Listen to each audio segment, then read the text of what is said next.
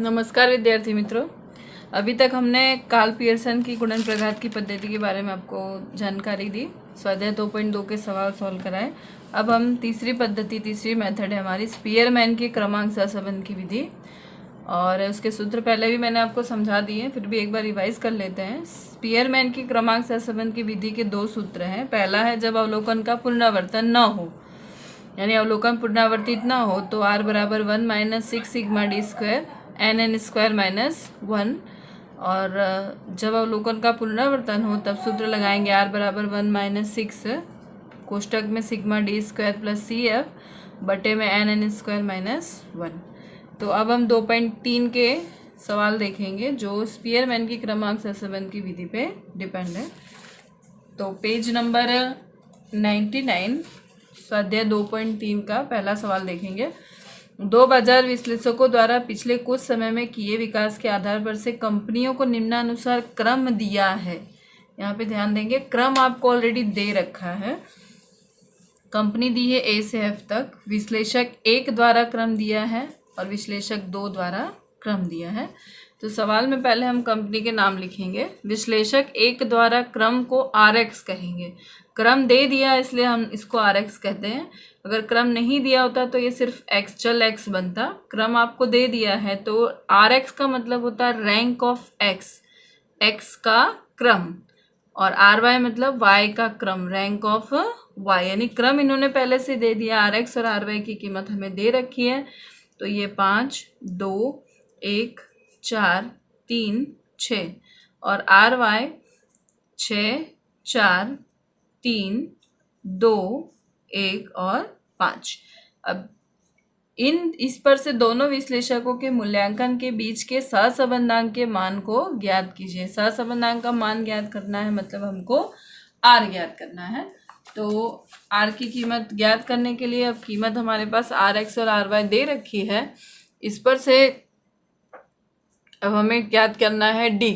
D बराबर होता है R X minus R Y, मतलब रैंक ऑफ एक्स और में से रैंक ऑफ वाई माइनस करेंगे तो बनेगा हमारा डी। और डी की कीमत हमेशा 0 होनी चाहिए।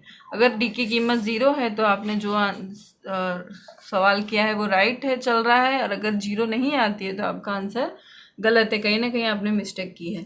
तो 5 में से 6 जाएगा तो यहाँ आएगा -1, 2 में से 4 जाएगा तो आएगा -2,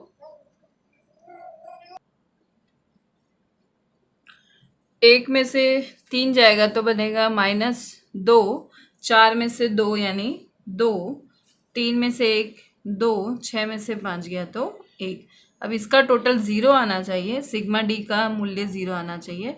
तो माइनस में 2, 2, 4 और 5, यानी माइनस का 5 और प्लस का 5 हो जाएगा आपका 0। यानी आपने जो प्लस माइनस किया है वो राइट है। यहाँ पे क्रॉस चेकिंग हम कर लेंगे।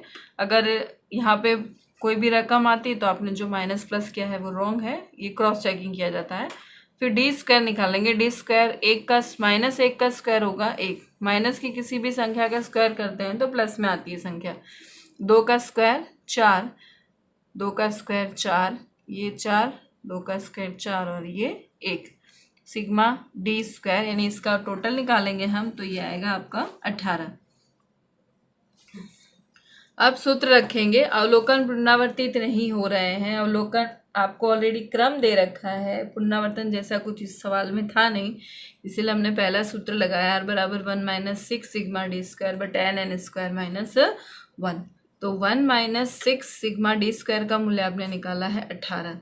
एन की कीमत कितनी है आपकी? 1, 2, 3, 4, 5, 6, टोटल 6 कीमत है तो 6 लिखेंगे यहाँ पे। 6 स्क्वायर माइनस 1, 1 माइनस 6 इंटू 18 करेंगे तो 6 इंटू 18 आएगा 108। 6 गुणे में ये है 6 36, 36 माइनस 1, 1 माइनस 108, 6 गुणे 36 में से 1 गया 35, तो ये आएगा 1 माइनस 108 बटे में 210। इसको भाग करेंगे तो 1 माइनस 0.51, तो इसका मूल्य आएगा 0.49। ये आपका आर का आंसर आएगा 0.49। सबसे पहले हमें ये कोष्टक सॉल्व करना है, मतलब ये करने के बाद ही हम संख्या 1 में से माइनस करेंगे।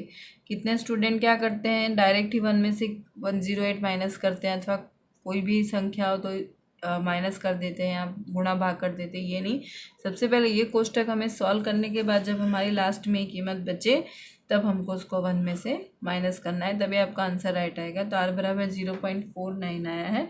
और ये अगर सहसंबंध का परिगणन पूछे अर्थात अर्थघटन पूछे तो हम ये कह सकते हैं कि x और y के बीच में अंशतः धन सहसंबंध है। धन सहसंबंध है लेकिन कैसा है, अंशतः धन सहसंबंध है।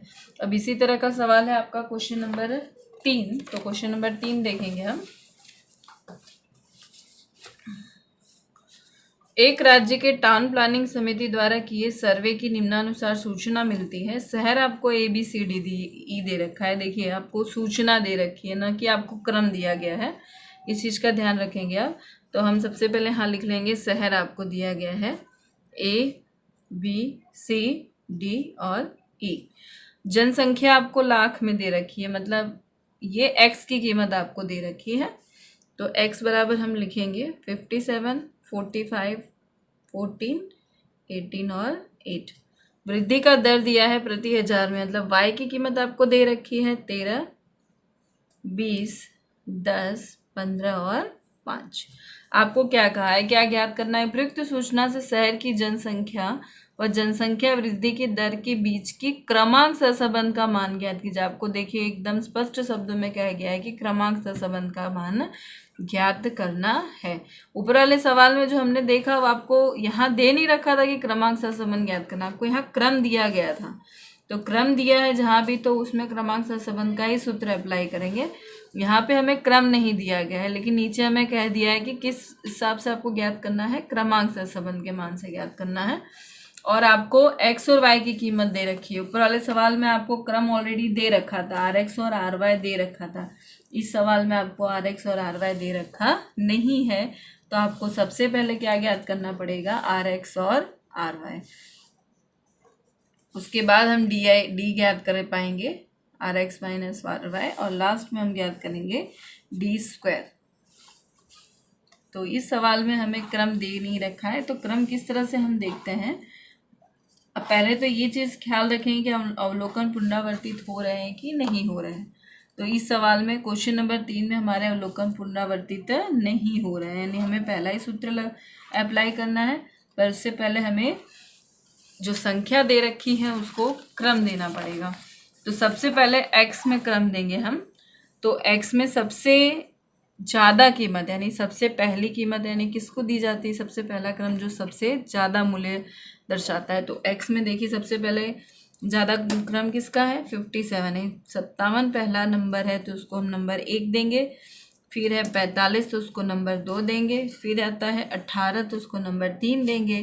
फिर है 14 तो 4 नंबर, और सबसे लास्ट सबसे छोटी संख्या है हमारी 8 तो उसको हमने दिया 5 नंबर। इसी तरह y में देखेंगे सबसे बड़ी कीमत है हमारी क्या, 20 तो उसको नंबर 1 दिया। फिर है 15 तो 15 को हमने दिया नंबर 2।